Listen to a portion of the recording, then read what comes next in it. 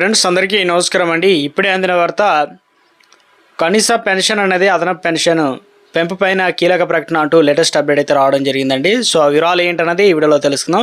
వీడియోని చివరి వరకు చూడండి, స్కిప్ చేయకుండా పూర్తి ఇన్ఫర్మేషన్ అయితే అర్థమవుతుందన్నమాట. మీరు ఇంకెవరైనా సరే మన ఛానల్ సబ్స్క్రైబ్ చేయకుండా వస్తున్నట్లయితే వెంటనే మన ఛానల్ సబ్స్క్రైబ్ చేసుకోండి. చూస్తున్నారు కానీ లైక్ చేయడం మర్చిపోతున్నారండి, వెంటనే లైక్ చేయండి.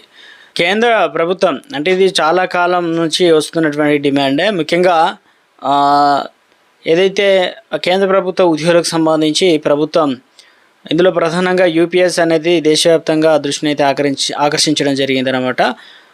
ఇక ముఖ్యంగా చూసుకున్నట్లయితే ఆగస్టు 1 నుంచి ఇది అమల్లోకి రావడం జరిగిందనమాట. సో ఇందులో ప్రధానంగా చూసుకున్నట్లయితే గతంలో ఉన్నటువంటి పాత పెన్షన్ ఓపీఎస్ను ప్రస్తుతం అమల్లో ఉన్నటువంటి నేషనల్ పేమెంట్ సిస్టమ్ ఎన్పిఎస్ రెండింటిలో ముఖ్యమైన అంశాలు కలిగి ఉండడం జరిగిందనమాట. సో కొత్త పెన్షన్ అనేది అమల్లోకి రావడంతో ఎలా లెక్కిస్తారు, మీరు ఎంత సర్వీస్ చేశారు ఏంటనేది వివరాలు తెలుసుకోవచ్చు. ఎందుకంటే 2 తెలుగు రాష్ట్రాల్లో కేంద్రంలో కనుక ఉద్యోగాలు చేస్తే అదేవిధంగా పదవి విరమణ పొందిన తర్వాత రిటైర్మెంట్ బెనిఫిట్ పెన్షన్ అయితే అందుతారు కాబట్టి ఆ వివరాలు అనేది క్లియర్గా ఇవ్వడం జరిగిందనమాట. సో పెన్షన్ లెక్కించడానికి ఒక ఫార్ములా అయితే ఉందన్నమాట. ఇందులో వచ్చేసి అధిక పెన్షన్ కనుక మనం ఏదైతే పొందడానికి అర్హతలు, వాటి అదనపు ప్రయోజనాలు ఏ రకంగా అయితే ఉండడం జరిగిందనమాట. సో ఎవరైతే మరి పెన్షన్ పొందడానికి సర్వీస్ కాలం 10 సంవత్సరాలు కనుక పనిచేసినట్లయితే పెన్షన్ అనేది ఇవ్వబడుతుందన్నమాట. ఇందులో యూపీఎస్ హామీ ఇవ్వబడిన అధిక పెన్షన్ను 20 సంవత్సరాలు పనిచేయాలన్నమాట.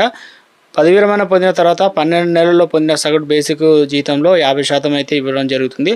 ఒకవేళ కొత్త పెన్షన్ ఎలా లెక్కిస్తారు ఏంటంటే 10 సంవత్సరాల కంటే తక్కువ కనుక మనం సర్వీస్లో ఉన్నట్లయితే పదవి విరమణ ఏదైనా ఉద్యోగి ఏదైనా జీతంలో ఇవ్వబడుతుందా అనేది ఇక ప్రభుత్వం ఇలా స్పష్టం వివరణ అయితే లేదు. కానీ సర్వీస్ కాలం అనేది 10 సంవత్సరాలు అంతకంటే ఎక్కువ కనుక, లేదంటే 25 సంవత్సరాల కంటే ఎక్కువ కనుక, అంటే ఈ మధ్యకాలంలో ఇటు 10 సంవత్సరాల నుంచి 20 సంవత్సరాల మధ్యకాలంలో ఉన్నట్లయితే ఉద్యోగి ఇందులో ప్రధానంగా నిష్పత్తి ప్రకారం అయితే అర్హుడు కావచ్చు. కాబట్టి ఇక్కడ యూపీఎస్ పథకాన్ని కింద 10 సంవత్సరాల సర్వీసు పదవి విరమణ చేసేటప్పుడు నెలకు 10,000 రూపాయల హామీ అయితే పెన్షన్ ఇవ్వడం జరుగుతుందన్నమాట.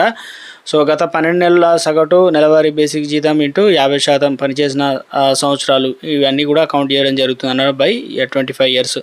అదేవిధంగా 20 సంవత్సరాల కంటే ఎక్కువ కనుక వర్క్ చేసినట్లయితే వారికి సులభంగా పెన్షన్ లెక్కించడం జరుగుతుందన్నమాట. ఎందుకంటే పెన్షన్ గత 12 నెలల కాలంలో నెలవారీగా సగటు బేసిక్ 50% ఉంటుంది కాబట్టి లెక్కించడానికి ఫార్ములా 12 నెలల సగటు నెలవారీ బేసిక్ జీతం ఇంటూ 50%.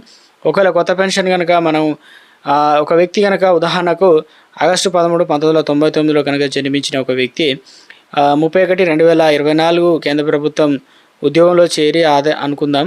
సో 30 సంవత్సరాలు పనిచేసినట్లు ఆగస్టు 31, 2000 ఏదైతే 59లో కనుక విరమణ చేసింది అనుకుంటే పదవి విరమణ ముందు చివరి 12 నెలల సగటు వారి నెలవారీ బేసిక్ జీతం 1.3 లక్షలు అనుకుందాం. పదవి విరమణ చేసిన తర్వాత ద్రవ్యోల్బణ రేటు 4.5% కూడా ఉంటుందన్నమాట. సో అంటే ఒక ఉద్యోగి కనుక 20 సంవత్సరాల కంటే ఎక్కువ కనుక సర్వీస్లో కనుక ఉన్నట్లయితే అతని పెన్షన్ అర్హత 12 అంటే చివరి 12 నెలలు ఏదైతే ఉందో సంవత్సరం అనుకో, వారి బేసిక్ జీతంలో 50% ఉంటుందన్నమాట. సగటు నెలవారీ జీతం వారికి ఎంత వస్తుంది దాన్ని బట్టి కౌంట్ చేస్తారనమాట. ఇప్పుడు వారి నెలవారీ జీతం 65,000 లేదంటే ఏదైతే 1,30,000 ఇంటూ 50% అనేది కౌంట్ అనేది చేయడం జరుగుతుందన్నమాట. ఈ రకంగా అయితే